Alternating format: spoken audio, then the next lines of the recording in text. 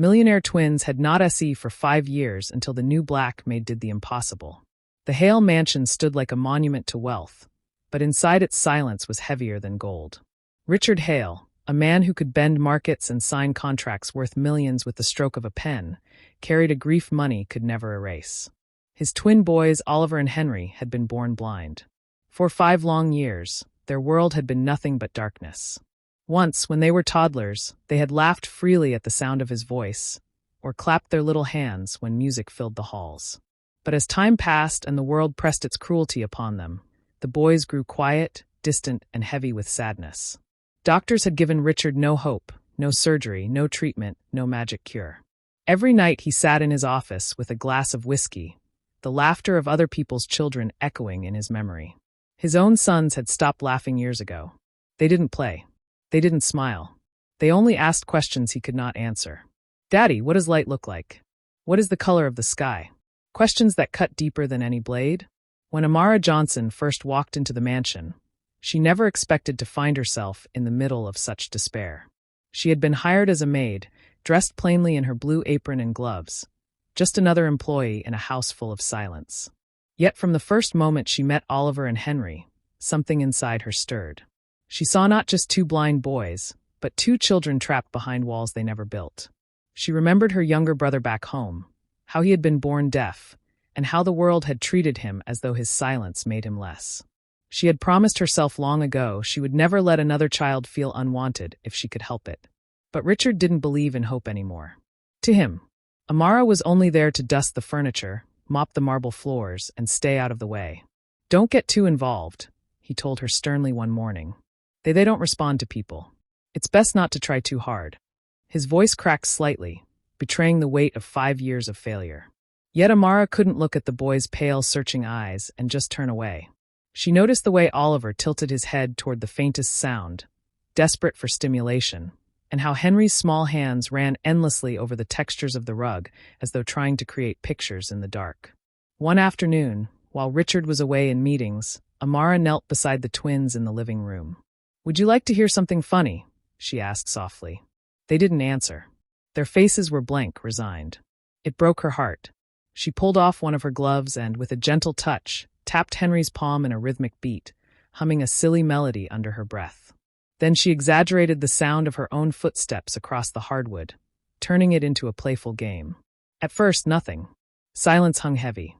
Then Henry's lips twitched just slightly, as if resisting something foreign. "Joy." Oliver tilted his head, his ears chasing Amara's every move. And then, without warning, it happened. A small giggle escaped. Not forced, not polite.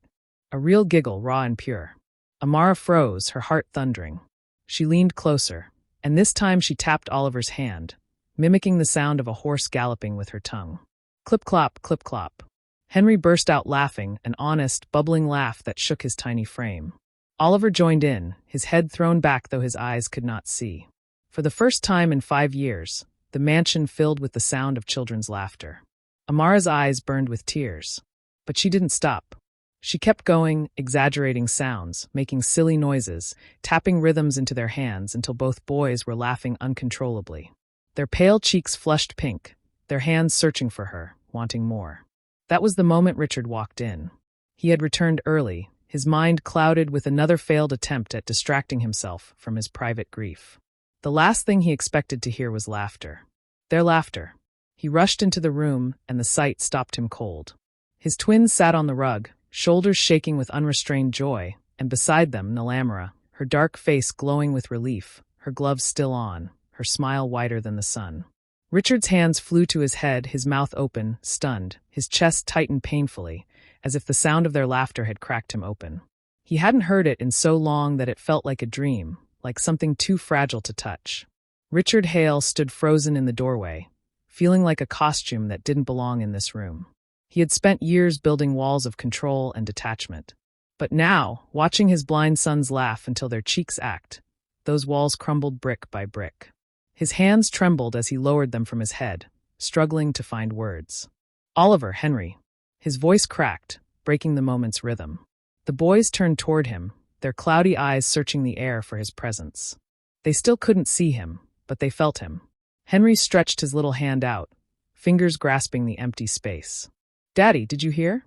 Amara made us laugh. Richard's knees buckled, and he fell onto the rug beside them. He hadn't cried in years, but now tears slid freely down his face, blurring the sight of his son's radiant smiles. He clutched them both, pulling them into his chest. The boys, sensing his trembling, wrapped their arms around him. For a moment, father and sons were simply bound together. The sound of laughter and sobbing tangled in the same room. Amara lowered her eyes, uncomfortable at first, but Richard turned his tear-streaked face toward her. His expression wasn't anger, but awe. How? How did you do this?" His voice was almost desperate. She hesitated before answering her accent. Warm but firm. "I just listened to them. They didn't need silence and pity. They needed sound, rhythm, something to touch, something to feel. They needed someone who wouldn't give up." Her words cut deep. Richard thought of the countless specialists he had paid, the clinics across oceans, the endless consultations that had left him broke inside, though not in wealth. All the while, he had overlooked the simplest truth. His children didn't need saving. They needed connection. That evening changed everything. Amara began spending her free time with the twins, sitting on the carpet with them after chores were done. She taught them games through sound, tapping spoons on bowls, clapping rhythms into their hands, and humming lullabies that carried pictures they could imagine. Slowly, Oliver and Henry began to open up, talking more, laughing more, even daring to ask questions about the world again. Richard, though humbled, at first stood on the edges watching. Guilt gnawed at him. Guilt that he, their father, hadn't been able to give them this gift. But Amara noticed his distance. One night, after the boys had gone to bed, she approached him in the study. "You are their father," she said gently. "Don't look at me as though I replaced you. Look at me as someone who reminded them of you. They laugh because you gave them life. I only reminded them it's worth living." Her words broke something open inside him. For the first time, Richard admitted, "I was afraid. Afraid if I tried and failed again, I'd lose them completely." Amara placed a hand on his arm. "You didn't lose them. They've been waiting for you." The next day, Richard joined them on the carpet. Awkward at first. He clapped along to the silly rhythms, let the boys feel the texture of his face as they traced his tears, and laughed with them when he failed to make a proper horse sound with his tongue. Oliver laughed so hard he toppled backward, Henry following. Amara watched quietly, her heart swelling at the sight of a family mending in real time. Weeks turned into months. The mansion, once silent as a tomb, now echoed with laughter, music, and play. Staff whispered in amazement at the change. Richard walked lighter, spoke softer. He stopped pouring whiskey late at night. The twins, though still blind, no longer lived in darkness. Their laughter became light. One afternoon, Richard stood in the doorway again, just like that first day. He watched De'Ara kneeling between the twins, guiding their hands across a piano keyboard she had convinced him to bring into the house. Their fingers pressed uncertain keys, creating clumsy notes. The boys laughed at the sounds, their blind eyes lifted as if they could see the music itself. Richard felt a lump in his throat, the same ache of gratitude that never left him now. He finally spoke, his voice steady.